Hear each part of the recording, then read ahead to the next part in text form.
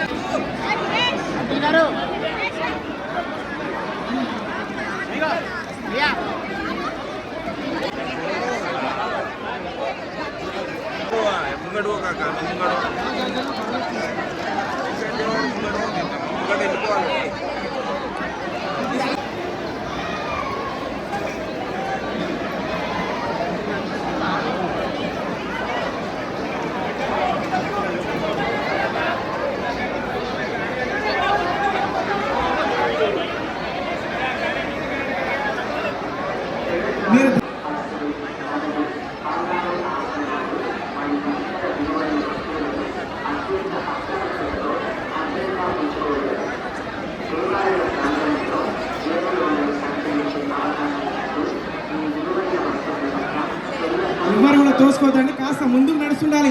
మీరు అయిన వాళ్ళు ముందుకెళ్తుండాలి. స్వామి ముందుకెళ్తుండండి, కొద్దిగా ముందుకెళ్తుండండి, తోసుకోవద్దట ప్లీజ్.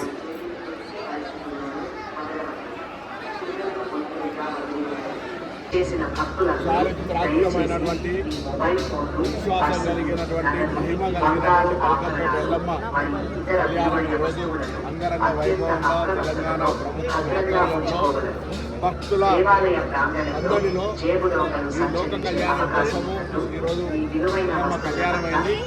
అమ్మవారి సందర్భంగా ప్రార్థిస్తా ఉన్నాం. సమృద్ధి వర్షాలు పడి ఒకవైపు ప్రకృతి రీత్యా ఎలినోనో విపత్తు వస్తుంది అనే సందర్భంలో కూడా గతంలో అనేక విపత్తులను ఎదుర్కొన్నటువంటి బలపల్లి ఎల్లమ్మ తల్లి చరిత్రలో భాగంగా ఈ రోజు కూడా తెలంగాణ వ్యాప్తంగా సమృద్ధి వర్షాలు పాడి పంటలతో ఆరోగ్యంతో ఉండే విధంగా ఎల్లమ్మ తల్లి ఆచరించడం కూడా ఈ ఎల్లమ్మ తల్లి కళ్యాణం రోజు ప్రార్థిస్తూ హైదరాబాద్ బోనాలు అంటేనే ఒక సాంప్రదాయం, ఒక ఆచారం, యొక్క సంస్కృతి.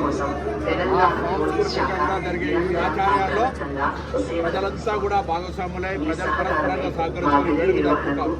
ప్రభుత్వం తరఫున అన్ని ఏర్పాట్లు చేస్తున్నప్పటికీ అక్కడక్కడ ఇబ్బంది తప్పదు. ఎందుకంటే అనుకోనంత జనం వచ్చినప్పుడు కొంత ఇబ్బంది కలుగుతుంటుంది. కాబట్టి తప్పకుండా ప్రజలు ఇటువంటి అన్నిటినీ అధిగమించి ఆ ఎల్లమ్మను మొక్కుని మీ కోరికలు తీర్చుకొని ఆ విశ్వాసానికి అనుగుణంగా లోక కళ్యాణం కోసం కూడా ఈరోజు దేవాదాయ శాఖ కానీ ప్రభుత్వం తరఫున నేను హైదరాబాద్లో బోనాల సందర్భంగా దాదాపు 33,500 బోనాలకు సంబంధించిన టెంపుల్స్కు మనం ఆర్థిక సహకారం చేస్తున్నాం.